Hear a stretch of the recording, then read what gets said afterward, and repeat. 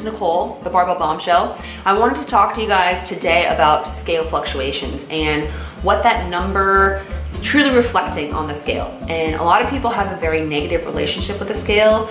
They don't like to weigh themselves. It basically dictates how they feel about themselves day by day. So if the number is lower, they feel better about themselves. If the number is higher, they become really upset. And they feel, just not as good about themselves. So I just want to shed some light as to all the factors that go into that number on the scale, and that you have to understand that number will change literally day by day, minute by minute. Your true body weight does not change that quickly. So that number on the scale is a reflection of, one, your true body weight, okay? So cumulatively, all of your tissues, right? Your bones, your organs, your skin, your muscle, your fat, everything, right? That's your true body weight, what you truly weigh. And then you have what's referred to as scale or weight anomalies. Okay, there's all these little things like alcohol and sodium and carbs and all these other factors that I'm gonna dive into that dictate the additional weight gained or weight lost on that scale. So just know that day to day, your weigh-ins don't mean that much. What we're looking for is the weight average for the week, the trend on the scale. So we are right in the middle of a 6-week macronutrient challenge, and one of the ways I'm having people kind of gauge their progress is to track body weight. Now, it's not the only way to track progress, and it's not the only thing that is important, but it's a useful tool to understand if we are going in the right direction at the right pace. But day to day, that number will change. And so I need people to understand why that number changes. Why does it go higher? Why does it go lower? All the things that influence that number, so you can take the emotions out of it. So you can look at that number, simply write it down, and if it's higher, understand and kind of go through all the factors that may influence why that number is higher, and be more objective about it, to stop putting, and dictating how we feel about ourselves and our self-esteem based on that number. So the first one I'll talk about is hydration, drinking enough water. So if you're adequately hydrated, your body does not store water for future use or survival. And it's because it has recognized that you are giving it enough fluids, that you're hydrating it throughout the day, and it simply just goes through a flush cycle. So you drink water, and there's all these physiological things that happen, cascade effect, and you pee it out frequently, your urine will look relatively clear. So if you're not drinking enough water, then your body will retain water, because it's assuming that it may not get enough fluids to survive for the next couple of days. So it's gonna hold on to that water until you basically prove otherwise. Next up would be carbohydrates, and that is probably one of the most common ones I hear about. So for every gram of carbohydrate you consume, you store about 2.7 to 3 grams of water, okay? And it's formed in the form of glycogen. You don't really need to know about that, but just understand the more carbohydrates you consume, the more fluid your body will retain. And that'll kind of level out over the course of a week or two if you're just starting to consume more carbohydrates or reintroduce them for the first time in a while. And this is why when people go on a low carb diet, they cut the carbs in half, they go on more of like a ketogenic diet, they drop weight very quickly. Now, they're not losing body fat any faster than anyone else in any type of diet who's put themselves in a caloric deficit. They're just simply letting go of water weight. So you're not becoming leaner because of it, you're just not holding on to so much water in your muscles. Now, this doesn't make carbs a bad thing or a fatty source of food.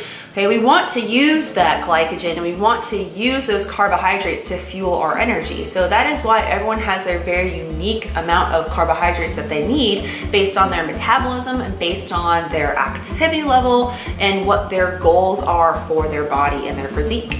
Next up is sodium. Sodium makes us retain more water as well. So if you had a super salty day, let's say you had like really salty popcorn, or you had some chips or crackers, or you happen to put a lot of salt seasoning on foods. If you go to somewhere like, Chipotle tends to have pretty high sodium foods.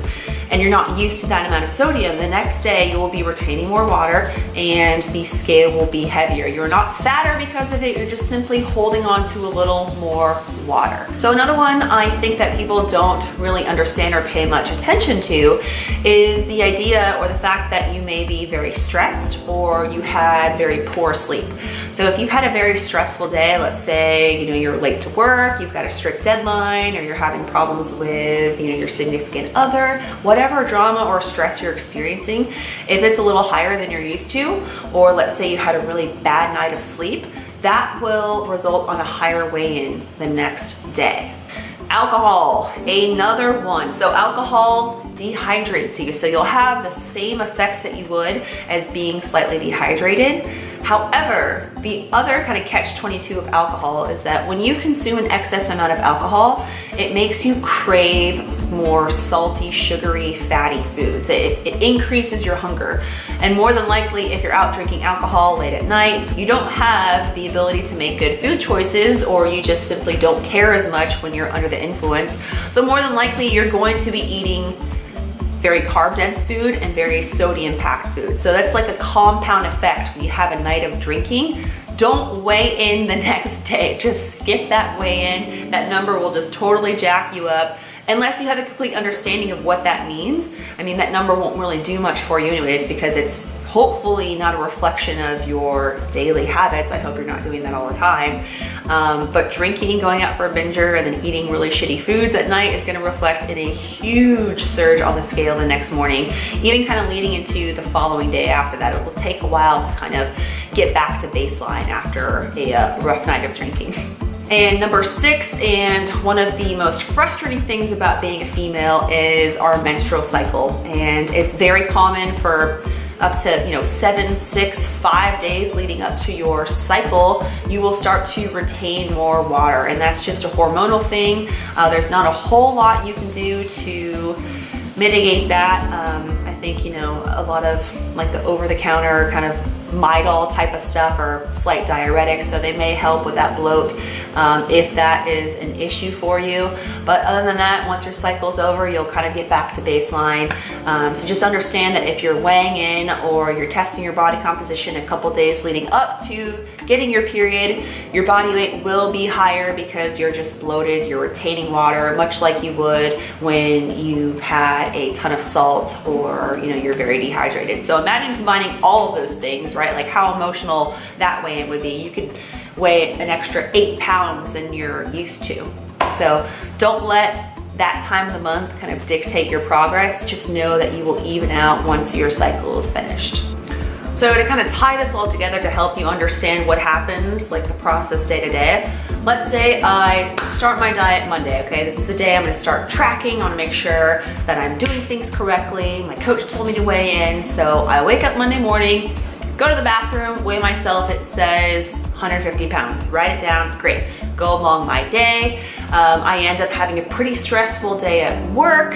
I hit my macros. It's a little more carbs than I'm used to eating because I'm doing something different this time around.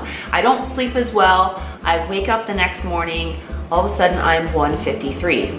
What the hell is happening? I hit my macros just like my coach told me. A little stressed out about that, but that's okay. I make sure that I drink plenty of water on Tuesday. I have a better day at work. I go to bed on time. I have a much better night's sleep. I'm back down to 151.5. Go along my day, blah, blah, blah. It's Wednesday. I go out for happy hour with my girlfriends. We end up having a couple glasses of wine, and then we stop by Taco Bell on the way home because we're a little buzzed.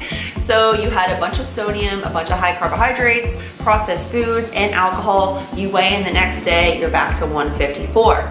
Okay, a couple days go by, you get your shit together, you're compliant with your macros, you go to bed on time, you do a little extra cardio, right? You've expended more energy throughout the day.